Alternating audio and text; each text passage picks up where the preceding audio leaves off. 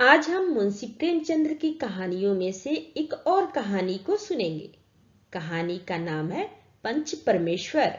जुम्मन शेख इसी संकल्प विकल्प में पड़े हुए थे कि इतने में अलगू ने फैसला सुनाया।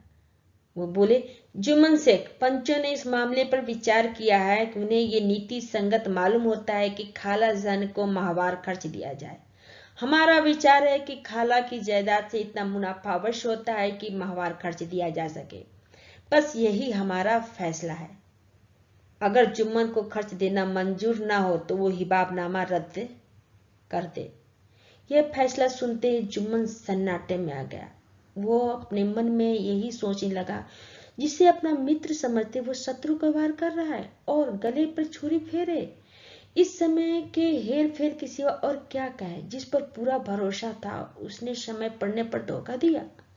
ऐसे ही अवसरों पर झूठे सच्चे मित्रों की परीक्षा की जाती है। यही कलयुग की दोस्ती है। अगर लोग ऐसे कपटी धोखेबाज ना होते तो देश में आपत्तियों का प्रकोप क्यों होता। यह हैजाब फैले यदि ये सब वैद्य दुष्कर्मों का ही तो दंड है। मगर रामधन मिश्र और अन्य पंच अलगू चौधरी की इस नीति प्रणेता की प्रशंसा जी खोल कर रहे थे। वे कहते थे, इसका नाम है पंचायत। दूध का दूध और पानी का पानी कर दिया। दोस्ती दोस्ती की जगह है, किंतु धर्म का पालन करना मुख्य है। ऐसे ही सत्यवादियों के बल पर पृथ्वी ठहरी है, नहीं तो वो कब की रसातल में चली जाती। इस फैसले ने अलगू और जुम्मन की दोस्ती को जड़ हिला दी। अब वे साथ साथ बातें करते नहीं दिखाई देते। इतना पुराना मित्रता रूपी वृक्ष सत्य का एक झोंका भी न सह सका। सचमुच वो बालू की जमीन पर खड़ा था। उनमें अब शिष्टाचार का अधिक व्यवहार होने लगा। एक दूसरे की आवभगत ज्यादा नहीं करने लगे। वे मिलते जुलते थे, मगर उसी तरह जैसे तलवार से ढाल मिलती है। जुम्मन के चित्त में मित्र की कुटिलता आठों पहर खटका करती थी। उसे हर घड़ी यही चिंता रहती थी कि किसी तरह बदला लेने का अवसर मिले। अच्छे कामों की सिद्धि में बड़ी देर लगती है, पर बुरे कामों की सिद्धि में ये बात नहीं होती। जुम्मन को भी बदला लेने का अवसर जल्दी मिल गया। पिछले साल अलगू चौधरी बटेसर से बैलों की बहुत अच्छी जोड़ी ले आए थे। बैल पछाई जाति के सुंदर बड़े बड़े सींग वाले थे। महीनों तक आसपास के गांव के लोग उस बैल के दर्शन करने आते रहे। दयोग से जुम्मन की पंचायत के 1 महीने के बाद इस जोड़ी का एक बैल मर गया। जुम्मन ने दोस्तों से कहा, ये दगाबाजी की सजा है। इंसान सब्र भले ही कर जाए, पर खुदा नेक बद सब देखता है। अलगू को संदेह हुआ कि जुम्मन ने बैल को विष दिला दिया है। चौधराइन ने भी जुम्मन पर ही इस दुर्घटना का दोषारोपण किया। उसने कहा, जुम्मन ने ही कुछ कर दिया है। चौधराइन और करीमन में इस विषय पर एक दिन खूब ही वाद विवाद हुआ। मतलब चौधराइन और जुम्मन की पत्नी करीमन में इस विषय पर खूब वाद विवाद हुआ। शब्द बहुल की नदी बहा दी गई। व्यंग, अत्योक्ति, अनियोक्ति, उपमा आदि सब गालियों से उनकी बातें हुई।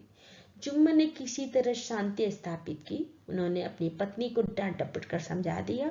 वो उसे उस रणभूमि से हटा भी ले गए। अलगू चौधरी ने समझाने बुझाने का काम अपने तर्कपूर्ण सोटे से लिया।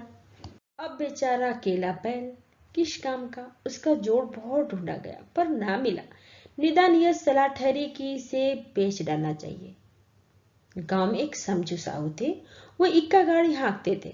गांव की गुड़ घी लाद कर मंडी ले जाते, मंडी से तेल नमक भर लाते और गांव में बेचते। इस बैल पर उनका मन आ गया। उन्होंने सोचा, ये बैल हाथ लग जाए तो दिन भर में बेखटक 3 खेपे मंडी और गांव में हो जाए। आजकल तो एक ही खेप के लाले पड़े रहते हैं। उन्होंने बैल देखा, गाड़ी में जोता और दौड़ाया।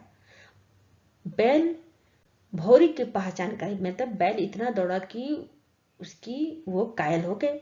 मोल तोल किया और उसे लाकर द्वार पर बांध दिया और कहा, 1 महीने में दाम चुकाने का वादा किया। चौधरी को भी गरज थी ही, घाटे की परवाह न की। समझू साहू ने नया बैल पाया तो लगे उसे रौंदने। वो दिन में 3-4 खेपे करने लगे। न चारे की फिक्र थी न पानी की, बस खेपों से उनका काम था। मंडी ले गए, वहां कुछ सूखा भूसा सामने डाल दिया। बेचारा जानवर अभी दम भी नहीं भर पाता था कि फिर उसको गाड़ी में जोत दिया जाता था। अलगू चौधरी की घर था तो चैन की बंसी उसकी बजती थी। बैलराम छठे छमाए कभी कभार जोते जाते थे वहां अलगू चौधरी के यहाँ। खूब उछलते कूदते और कोसों तक दौड़ते चले जाते थे। वहां बैलराम का रुतबा था। अलगू चौधरी के यहाँ साफ पानी मिलता था, दली हुई अरहर की दाल और भूसे के साथ खली, और यही नहीं कभी कभी घी का स्वाद भी चखने को मिल जाता था। शाम सवेरे एक आदमी खरहरे करता, मतलब उसकी मालिश करता, पोंछता और सहलाता था। कहाँ वो सुख चैन, कहाँ यहाँ आठों पहर की खपत होती थी, मतलब आठों पहर उसको जोत दिया जाता। महीने भर में वो पीस सा गया। एक एक का वो जुआ देखते ही उसकी लहू सूख जाती थी, मतलब गाड़ी का जुआ देखते ही उसकी लहू सूख जाती थी। एक एक पग चलना दूभर था। बेचारे की हड्डियां निकल आई थी, पर था वो पानीदार, मार की बर्दाश्त ना थी। एक दिन चौथी खेप में शाहू जी ने उसे दूना बोझ लाद दिया। दिन भर थका जानवर पैर न उठते थे, पर शाहू जी ने कोड़े फटकारने लगे। बस फिर क्या था, बैल कलेजा तोड़ कर चला। कुछ दूर दौड़ा और चाहा कि जरा दम ले लूं, पर साहू जी ने जल्दी पहुंचने की फिक्र थी, अतः उन्होंने कई कौड़ी बड़ी निर्दयता से उस पर बरसा दिए। बैल ने एक बार फिर जोर लगाया, पर अब की बार शक्ति ने उसका जवाब दे दिया। वो धरती पर गिर पड़ा और ऐसा गिरा कि फिर ना उठ सका। साहू जी ने बहुत पीटा, टांग पकड़कर खींचा, नथनों में लकड़ी ठूस दी, पर कहीं मृतक मरे हुए भी उठ सकते हैं। तब साहू जी ने साहू जी को कुछ शक हुआ। उन्होंने बैल को गौर से देखा, खोलकर अलग किया और सोचने लगे कि गाड़ी कैसे घर पहुंचे। बहुत चीखे चिल्लाए, पर देहात का रास्ता बच्चों की आंख की तरह सांझ होते ही बंद हो जाता है। कोई नजर न आया, आसपास का कोई गांव भी न था। मारे क्रोध के उन्होंने मरे हुए बैल पर और दुर्रे लगा दिए, मतलब और उसे मार दिया, और कोसने लगे, अभागे, तुझे मरना ही था तो घर पहुंचकर मरता। ससुरा बीच रास्ते में मर रहा है, अब गाड़ी कौन खींचे। इस तरह साहू जी ने खूब जली भुनी कही। कई बोरे गुड़ और कई खेपे घी उन्होंने बेचे थे।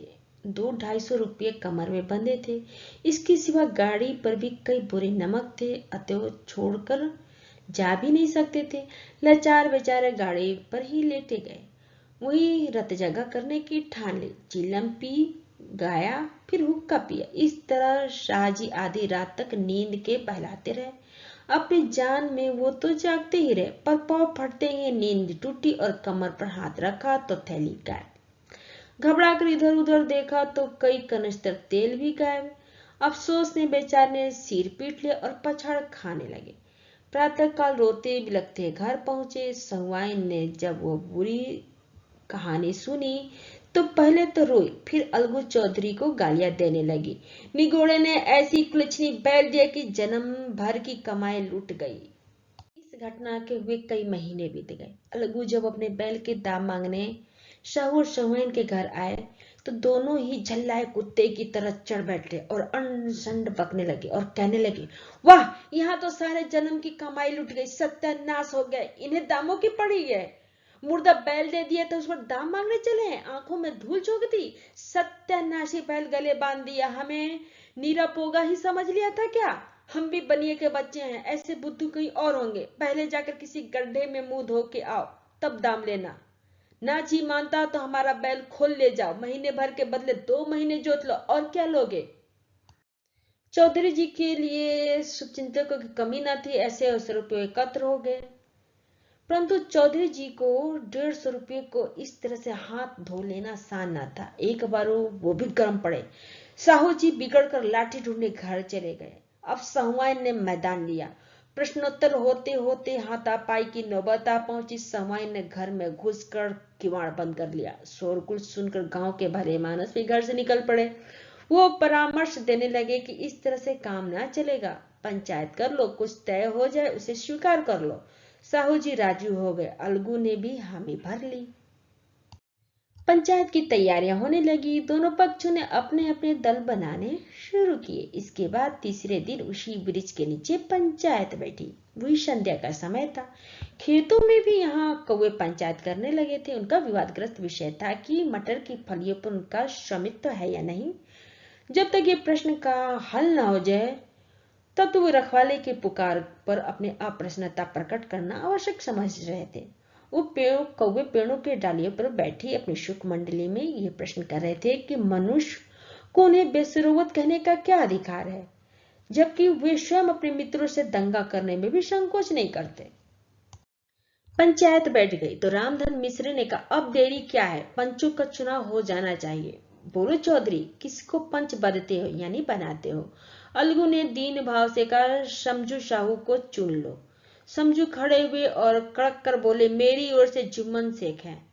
जुम्मन का नाम सुनते ही अलगू चौधरी का कलेजा धक धक करने लगा, मानो किसी ने अचानक थप्पड़ मार दिया हो। रामधन अलगू के मित्र थे, वो बात तो टाड़ गए। पूछा, क्यों चौधरी, तुम्हें कोई गरज है तो बोलो। तो चौधरी ने निराश होकर कहा, नहीं, मुझे क्या गरज होगा। इसी तरह जुम्मन शेख के मन में भी सरपंच का उच्च स्थान ग्रहण करते ही अपनी जिम्मेदारी का भाव पैदा हुआ। उन्होंने सोचा कि मैं इस वक्त न्याय और धर्म के सर्वोच्च आसन पर बैठा हूं।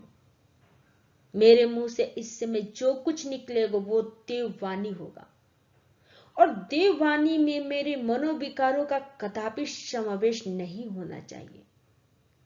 मुझे सत्य से जौ भर भी नहीं टलना चाहिए। पंचों ने दोनों पक्षों से सवाल जवाब करने शुरू किए। बहुत देर तक दोनों दल अपने अपने पक्ष का समर्थन करते रहे। विषय में तो सब सहमत थे। समझू को बैल का मूल्य देना चाहिए, परंतु वो मां से इस कारण रियायत करना चाहते थे कि बैल के मर जाने से समझू को हानि हुई। उसके प्रतिकूल दो सभ्य लोग ऐसे भी थे जो समझू को दंड देना चाहते थे कि जिससे किसी पशु के साथ ऐसी निर्दयता करने का साहस ना हो। अंत में जुम्मन ने फैसला सुनाया। अलगू चौधरी और समझू साहू, पंचों ने तुम्हारे मामले पर अच्छी तरह विचार किया। समझू को उचित है कि बैल का पूरा दाम दे। जिस वक्त उन्होंने बैल लिया उसे कोई बीमारी न थी। अगर उसी समय दाम दे दिए जाते तो आज समझू उसे फिर लेने का आग्रह ना करता। बैल की मृत्यु केवल इस कारण हुई कि उससे बड़ा कठिन परिश्रम लिया गया और उसके दाने चारे का कोई प्रबंध ना किया गया। रामधन मिश्र बोले, समझू ने बैल को जानबूझकर मारा है, अतः उसे दंड लेना चाहिए। जुम्मन बोले, ये दूसरा सवाल है, हमको इससे कोई मतलब नहीं। झगड़ू साहू ने कहा, समझू के साथ कुछ रियायत होनी चाहिए। जुम्मन बोले, यह अलगू चौधरी की इच्छा पर निर्भर है। यह रियायत करे तो उनकी भलमानसी। अलगू चौधरी फूले ना समाये, उठ खड़े हुए और जोर से बोले, पंच परमेश्वर की जय। इसके साथ ही चारों ओर से प्रतिध्वनि हुई, पंच परमेश्वर की जय। यह मनुष्य का काम नहीं, पंच में परमेश्वर वास करते हैं। यह उन्हीं की महिमा है। पंच के सामने खोटे को कौन खरा कह सकता है। थोड़ी देर बाद जुम्मन अलगू के पास आए और उनके गले लिपटकर बोले, भैया, जब से तुमने मेरी पंचायत की तब से मैं तुम्हारा प्राणघातक शत्रु बन गया था, पर आज मुझे ज्ञात हुआ कि पंच के पद पर बैठकर ना कोई किसी का दोस्त होता है ना दुश्मन। न्याय के सिवा उसे और कुछ नहीं सोचता। आज मुझे विश्वास हो गया कि पंच की जबान से खुदा बोलता है। अलगू रोने लगे। इस पानी से दोनों के दिलों की मैल धुल गई। मित्रता की मुरझाई हुई लता फिर हरी हो गई।